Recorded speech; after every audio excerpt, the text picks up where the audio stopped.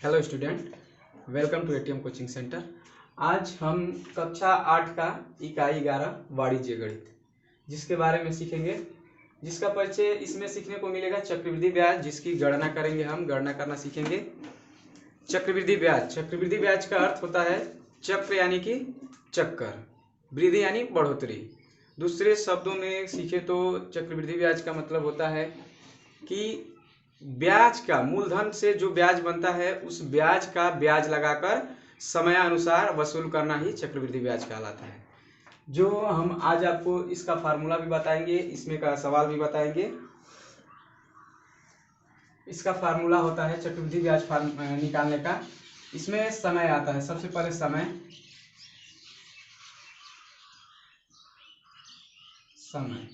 जो वार्षिक रहता है, वार्षिक, छमाही,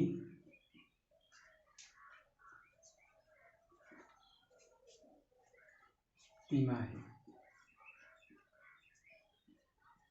अब ये समझते हैं, वार्षिक यानी एक वर्ष, एक वर्ष को वार्षिक कहते हैं, एक वर्ष। अब एक वर्ष में कितने छमाही होते हैं? तो एक वर्ष में 2 छमाही होते हैं। 2 छमाही कैसे? तो 6। एक वर्ष में कितने मंथ होते हैं? 12 मंथ होते हैं। तो जो छमाही है हमारा, तो 6 मंथ का छमाही होता है। तो 6 दूना के 12 यानी कि 2 छमाही होता है। तो एक वर्ष में कितना छमाही हो जाएगा? 2 छमाही। ठीक। अब तिमाही की बात आती है, तो तिमाही यानी कि 3 मंथ का महीना तिमाही। तो एक वर्ष में कितना तिमाही होगा? तो 3 से भाग दे देंगे हम। तो 3 चौके 12, 4 तिमाही, 4 तिमाही। ये क्यों बताए हैं? क्योंकि आगे प्रश्न में इसकी जरूरत पड़ेगी। ये तो समय हो गया, और इसमें आएगा दर।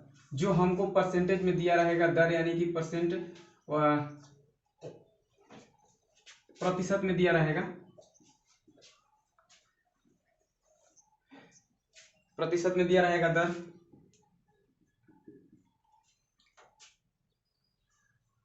और मूलधन सभी को पता है कि जो धन दिया जाता है उसको मूलधन कहते हैं, जिसको हम लोग पी से भी जानते हैं, पी मूलधन। उसके बाद आता है हमारा मिश्र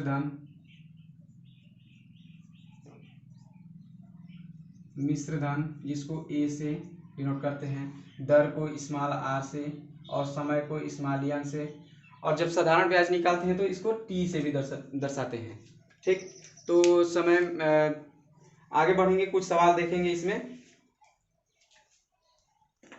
चलते हैं प्रश्नावली की तरफ। अभ्यास 11A, अभ्यास 11A। इसमें पहला सवाल हमारा बहुविकल्पीय है। तो किसी धन का 2 वर्ष में चक्रवृद्धि मिश्र धन 2400 तथा 3 वर्ष में मिश्र धन 2520 रुपए हो जाता है, वार्षिक ब्याज की दर क्या होगी? तो इसको देखेंगे। जैसे 2 वर्ष में चक्रवृद्धि ब्याज की बात कर रहा है, ध्यान से समझना। 2400 कह रहा है और उसके ठीक तीसरे वर्ष में कह रहा है, यानी कि वर्षों का अंतराल कितना हो जाएगा? 1 वर्ष। समय हमारा हो जाएगा 1 वर्ष। और पहला जो दिया है तुमको 2400, वो हो जाएगा हमारा मूलधन। और जो 2520 रुपए हो जाता है 3 वर्ष में, वो हमारा मिश्र धन हो जाएगा। तो इसमें से ब्याज हमको निकल कर आ जाएगा। कैसे? तो ब्याज निकालने के लिए हम जो मिश्र धन है, 3 वर्ष का मिश्र धन, उसमें से मूलधन घटा देंगे। समय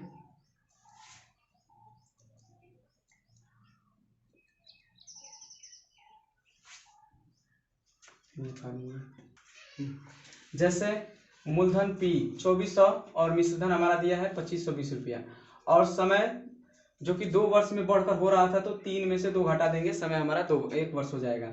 और दर पूछ रहा है, इसका वार्षिक ब्याज की दर पूछ रहा है। तो पहले तो फार्मूला लगाएंगे हम लोग, कि इसका फार्मूला होता है E बराबर P इंटू 1 प्लस R/100 अब सबका वैल्यू पुट कर देंगे, सबका मान रख देंगे। तो ए का मान हमारा हो जाएगा 2500 20 बराबर 2400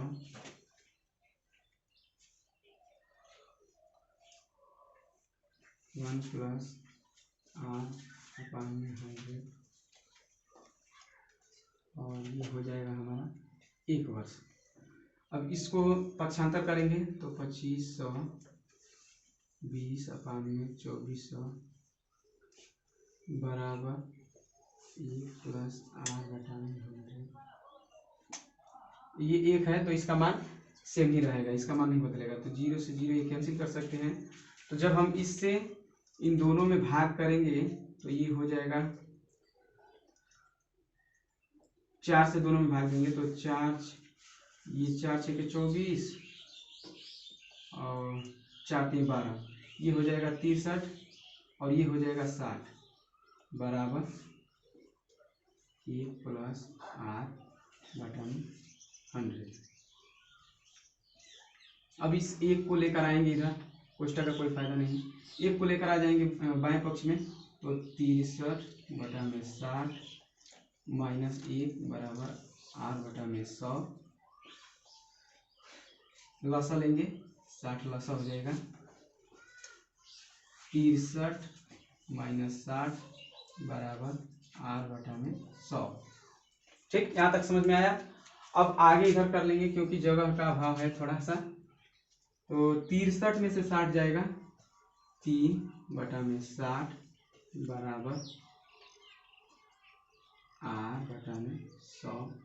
अब इन दोनों का तिर्यक गुणा होता है, ये सबको पता है। अब 6 से ही पढ़ते आ रहे हैं कि तिर्यक गुणा होता है जब हम लोग समीकरण पढ़ते हैं। तो 100 का 3 में गुणा होगा, R का 60 में गुणा करने का कोई फायदा नहीं, बस इसको इधर लेकर आ जाएंगे। तो 3 × 100/7 0 से 0 कट जाएगा और 10 तिहाई 30 हो जाएगा। 10 तिहाई इधर बच जाएगा R तो 10 तिहाई 30 हो जाएगा। R बराबर 30/6 से इसको काटा देंगे तो R बराबर 6×5 = 30। R बराबर हमारा आ जाएगा 5%, जो कि आपका विकल्प नंबर बी सही है।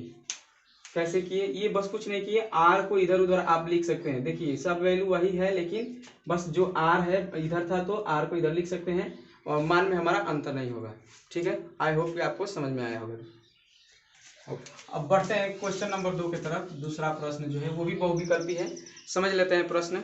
यदि ब्याज तिमाही संयोजित किया जाए तो 8% वार्षिक ब्याज की दर से रूपांतरण का सही विकल्प होगा। विकल्प पूछ रहा है, देखो 8% वार्षिक ब्याज, यानी कि वार्षिक हम आप लोगों को समझा चुके हैं कि 8% वार्षिक कह रहा है।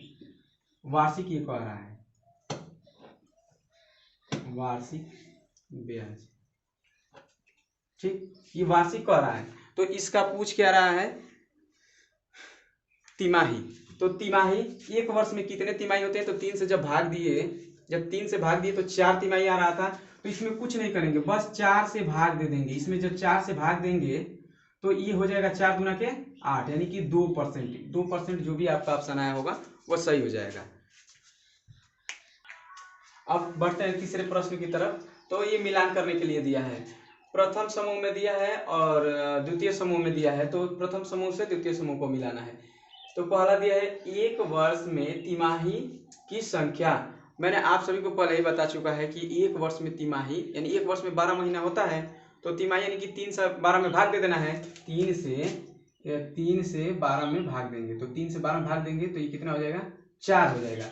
यानी कि हमारा ए वाला जो है किससे मिल जाएगा, ए ऑप्शन हमारा 4 से मिल जाएगा। ठीक, अब कह रहा है कि 10 बी वाला 10% छमाही ब्याज दर का तिमाही ब्याज दर क्या होगा। 10% यदि छमाही है तो तिमाही जो है हमारा क्या हो जाएगा, तो 10 में ये छमाही है तो तिमाही 4 होता है, 3 चौक 12, तो ये हमारा हो जाएगा 5, आधा हो जाएगा इसका आधा हो जाएगा। 3 वर्ष में होने वाले छमाही रूपांतरण संख्या, 3 वर्ष में होने वाले छमाही रूपांतरण संख्या, यानी 3 वर्ष, तो 12 3 36 हो जाएगा। पहले तो 3 वर्ष का निकाल लेंगे, 12 × 3 यानी कि 36, ठीक। और छमाही हमारा 1 वर्ष में, छमाही हमारा 1 वर्ष बराबर 6 मंथ होता है, तो इसमें 6 से भाग देंगे। जब 6 से भाग देंगे तो ये हो जाएगा हमारा 6 आ जाएगा। तो सी को हम लोग मिला देंगे जो 6 है। अब ये जो बच जा रहा है कि आधा वर्ष के लिए ब्याज दर 5% है, तो वार्षिक इसका ज्ञात कीजिए, तो सिंपल से इसमें 2 से भाग दे देंगे। तो जब 2 से भाग देंगे तो ये सामने सामने ही आ जाएगा, ठीक है। आप सभी इसको मिलान कर सकते हैं। बढ़ते हैं चौथा सवाल की तरफ। तो चौथा सवाल दिया है 100 रुपये का 10% वार्षिक दर से 2 वर्ष का चक्रवृद्धि ब्याज ज्ञात कीजिए।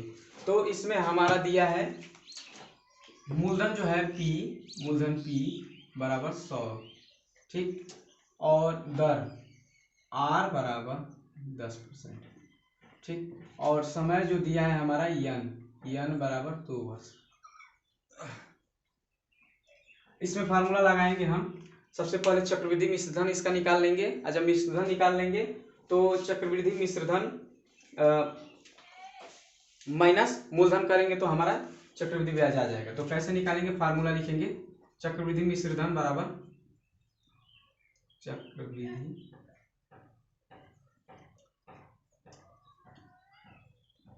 मिश्रधन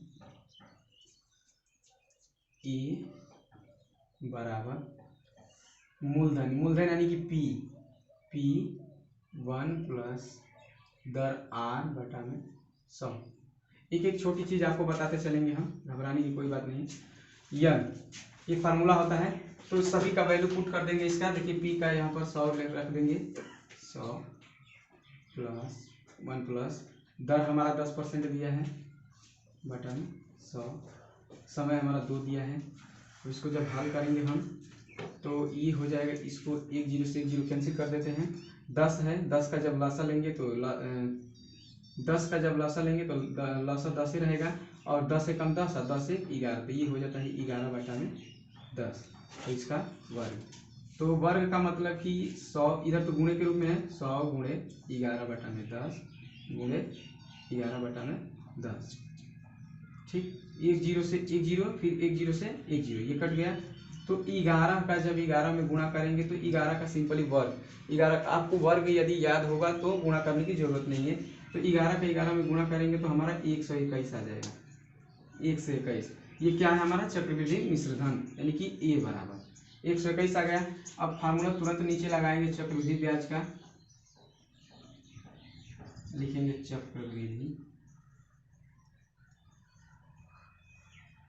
चक्रवृद्धि ब्याज बराबर, ये होता है चक्रवृद्धि मिश्रधन, यानी कि मिश्रधन। अब डायरेक्ट हम ए लिख देते हैं, ए माइनस मूलधन हमारा जो P है, P मूलधन, ए माइनस P बराबर, तो ये हमारा है 121 माइनस 100, यानी 121 में से 100 घटाएंगे तो केवल 21 रुपये, और यही आपका उत्तर हो जाएगा, ठीक है। समझ में आया तो आप इसे नोट कर सकते हैं। अब 5वां सवाल है हमारा 500 रुपये का 15% वार्षिक ब्याज की दर से 1 वर्ष के चक्रवृद्धि ब्याज और साधारण ब्याज में अंतर ज्ञात कीजिए। सबसे पहले इसका हम लोग अभी जो इससे पहले जो चौथा सवाल लगाए थे उसी अनुसार हम लोग वार्षिक ब्याज, इसका चक्रवृद्धि ब्याज निकालेंगे, और साधारण ब्याज आप साथ में भी पढ़े हैं साधारण ब्याज का फॉर्मूला, तो इसका साधारण ब्याज भी निकाल लेंगे, उसके बाद इसका अंतर निकालेंगे। कैसे निकालेंगे, पहले हम लोग निकाल लेंगे इसका चक्रवृद्धि मिश्रधन,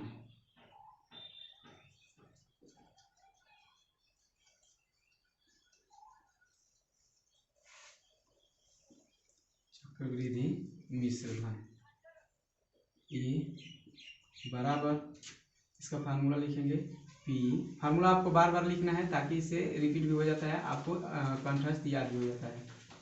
R बटा में 100 का पावर n। अब इसका वैल्यू पुट करेंगे, P बराबर 500 दिया है, 1 प्लस R का मान हमारा 15 दिया है बटा में 100, और ये 1 वर्ष दिया है समय, 500 गुणे 100 जब लसा लेंगे तो ये हो जाएगा हमारा, अभी इसको एक बार हल कर लेते हैं, 100 लसा ले लिए तो 100 और 15 115 हो गया, और समय 1 वर्ष है तो इससे कोई फायदा नहीं है। 500 गुणे 115 बटा में 100, 2 जीरो से 2 जीरो कैंसिल हो जाएगा, और 115 का 5 में गुणा करेंगे तो 5 5 25 को 5, फिर 5 का एक बार, तो 5 एकम 5 2 7, और 5 एकम 5। ये आ गया हमारा चक्रवृद्धि मिश्र धन। तो चक्रवृद्धि ब्याज का फार्मूला लगा देंगे। चक्रवृद्धि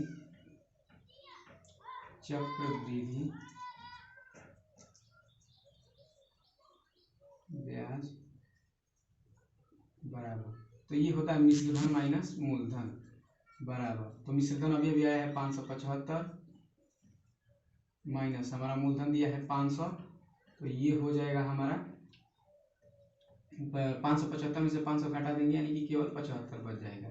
ये आ गया हमारा चक्रवृद्धि ब्याज। अब इसमें पूछा है कि साधारण ब्याज, तो साधारण ब्याज इसका निकाल लेंगे दूसरी तरफ। तो साधारण ब्याज का फार्मूला होता है मूलधन गुणे दर गुणे समय बटा में 100। तो साधारण ब्याज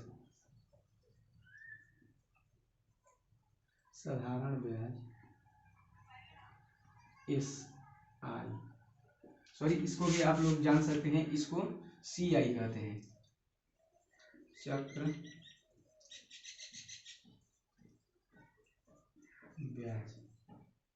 चक्रवृद्धि ब्याज, इसको आप CI शॉर्ट में लिख सकते हैं सवाल को जल्दी जल्दी हल करने के लिए। तो ये हो जाएगा हमारा मूलधन यानी कि P गुणे दर यानी कि R गुणे समय यानी कि N, या फिर T भी आप लिख सकते हैं, बटा में 100। तो मूलधन हमारा 500 दिया है, और R हमारा 15 दिया है, और समय 1 वर्ष बटा में 100, 2 जीरो से 2 जीरो कैंसिल, 15 5 75। तो आप देख सकते हैं कि इसका साधारण ब्याज और चक्रवृद्धि ब्याज दोनों के दोनों 75 आ रहे हैं, तो हम लोग लिख देंगे कि इसमें कोई अंतर नहीं होगा, लिख सकते हैं कि कोई अंतर नहीं होगा, या फिर आपके क्वेश्चन आंसर में दिया रहता है, दिया होगा इसका अंतर, तो वो आया होगा 0, उसका आंसर 0। जब चक्रवृद्धि ब्याज में से साधारण ब्याज घटाएंगे तो वो 0 आएगा। आपको अगर समझ में आया हो तो इसे नोट कर सकते हैं, और जो भी सवाल जिस चैप्टर से रिलेटेड सवाल आपको उसका हल चाहिए तो आप कमेंट करके पूछ सकते हैं। आई होप कि आपको ये वीडियो समझ में आया हो, और चैनल को सब्सक्राइब करें, वीडियो को लाइक करें, और अपने दोस्तों में भी शेयर करें।